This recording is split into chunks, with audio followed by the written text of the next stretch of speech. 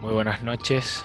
Nos encontramos en otro programa de Criminológicamente Hablando, el lugar en donde el derecho y la actualidad se vuelven un poco más amenos. La verdad es que esta noche no será el caso, no será más ameno. Esta noche analizaremos el caso de Nivaldo Villegas, profesor de la ciudad de Villa Alemana, brutalmente asesinado. Para estos efectos tenemos invitados a Gabriela Castillo, fiscal adjunta de la región de Valparaíso, que trabaja con crímenes contra la vida y la integridad psíquica de las personas, y Carlos Monarde, abogado, magíster en conductas criminales en investigación sociojurídica del delito. Muy buenas noches, chicos, ¿cómo están? Buenas noches, Eduardo. Muchas gracias por la invitación. Muy buenas noches, Buenas Carlos. noches, Eduardo y Gabriela. Muchas gracias por la invitación. Gracias. Quiero comenzar conversando con Gabriela. Gabriela, coméntanos en grandes rasgos de qué se trató este brutal crimen. Claro, Eduardo. Bueno, los hechos se remontan al 11 de agosto del 2018, día en que tanto Joana Hernández como Francisco Silva drogaron con clonazepam molido a Aníbaldo Villegas, suministrándole la sustancia en un vaso de malta con huevo. Bueno, posterior a esto le propinaron una herida cortopunzante con un cuchillo en su zona torácica, dándole muerte. Luego de esto lo trasladaron hacia la playa de Las Docas de Laguna Verde, en donde lo descuartizaron. Quemaron algunas de sus extremidades en una fogata y bueno, el resto lo lanzaron desde una quebrada al mar. Su torso fue encontrado en cercanías del muelle Prat días después, para ser más preciso, el día miércoles 15 de agosto. 5 días después de esto, la Policía de Investigaciones logró dar finalmente con el paradero de los imputados, mediante la triangulación de la tarjeta de crédito de Villegas, la cual fue utilizada en este caso por Francisco Silva para sacar 35.000 pesos en efectivos de un cajero automático. Esto da claramente cuenta de que, bueno, en las audiencias declaratorias se condenó a Joana Hernández como autora material de parricidio, mientras que a Francisco Silva se le condenó como autor material de homicidio calificado.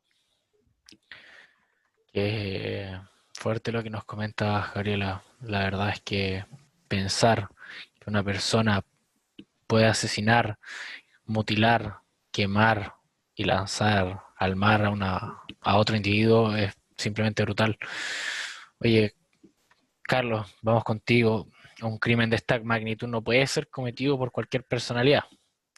¿Me podrías describir en pocas palabras cuáles son los perfiles de estos individuos capaces de cometer semejante delito? Sí, Eduardo, muchas gracias por la pregunta. Efectivamente. Bueno, partiendo por Joana, podemos decir que Joana tiene una personalidad denominada limítrofe, pero que no presenta alteraciones para reconocer lo que es real y lo que es ficción. Entonces, Joana posee una estructura de personalidad denominada borderline. Esto se manifiesta en cómo ella se reacciona a los sucesos que le ocurren. Es decir, ella pudo ser juzgada como cualquier persona, puesto que no presenta una desconexión con la realidad, sino que su manera de relacionarse con su entorno tiene que ver con un comportamiento limítrofe. En resumen, este comportamiento limítrofe se encuentra en el medio entre lo neurótico y lo psicótico. Esto explica que acontecimientos emocionales importantes va a recaer o concatenar en circunstancias o conductas psicopáticas. Entonces, en su caso concreto, los demás pasan a ser objetos, buenos o malos, y por tanto prescindibles. Lo que se relaciona a su vez con su falta de arrepentimiento evidente por el macabro crimen por el cual por el cual fue condenado. En cuanto a Silva, el sujeto también presenta rasgos manipuladores, pero también evidenciados con comportamientos psicopáticos. Esto lo podemos concluir en base a su relato de cómo relató el crimen, tan cruento, el cual lo hace de una forma muy tranquila, muy desapegada afectivamente. Y esto denota obviamente un rasgo de carácter psicopático. En razón a su patología mental, esta no padece de ninguna, por lo cual también pudo ser imputado en el caso del profesor Nivaldo. Presenta una inteligencia normal y sin elementos psicóticos. a pesar de que obviamente él intentó demostrar lo contrario.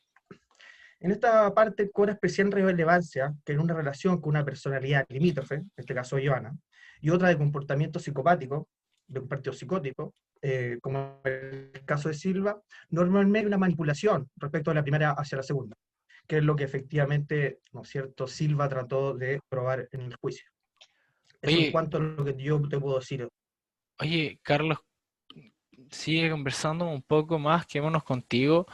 Respecto al móvil de este delito, ¿cómo se puede justificar una conducta así, indistintamente a la personalidad, ya sea psicopática, psicópata, de los individuos? Me parece interesante que me puedas dar tu punto de vista, Carlos. Sí, Eduardo. Desde un punto de vista criminológico, y concretamente de una perspectiva de la teoría de la anomia, que es una teoría contemporánea, cualquier situación de discrepancia entre las aspiraciones de los individuos y los recursos necesarios para satisfacerlo será un detonante. Un detonante para un sentimiento de frustración en el caso. Entonces, podemos ejemplificar esta decisión de transgredir los límites de la legalidad por parte de Joana y de Silva en dos aspiraciones muy concretas. Primero, la adquisición del hogar común que mantenía con Villegas, y dos, el cuidado personal de la hija en común que mantenía la pareja en aquella época.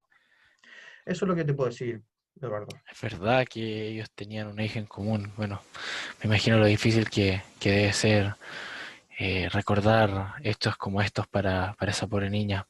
Gabriela, vamos contigo. Última pregunta, se nos está acabando el tiempo.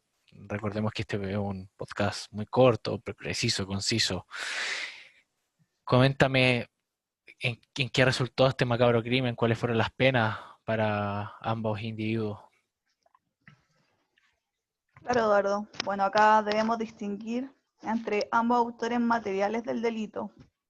Bueno, quienes por las circunstancias fácticas cumplirían penas distintas. Bueno, en primer lugar, se condena a Francisco Leonardo Silva Ales como autor material del delito consumado de homicidio calificado, que está previsto y sancionado en el artículo 391, número 1, circunstancia primera del Código Penal, a soportar la pena de presidio perpetuo y accesorias de inhabilitación absoluta perpetua para cargos y oficios públicos y derechos políticos por el tiempo de la vida del condenado.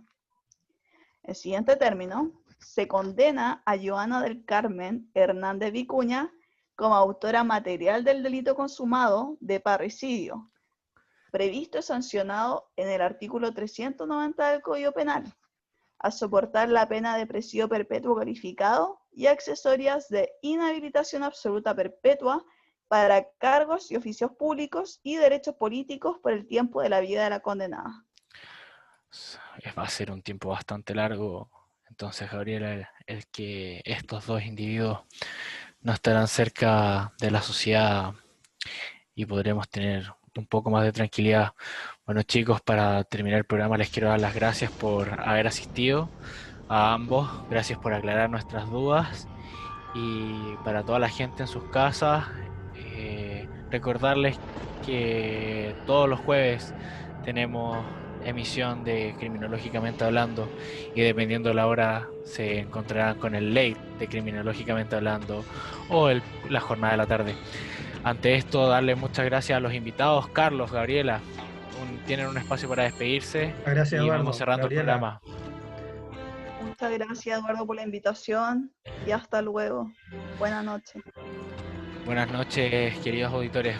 Nos veremos en otra oportunidad con otra historia, quizás más macabra que esta, en Criminológicamente Hablando. Buenas noches.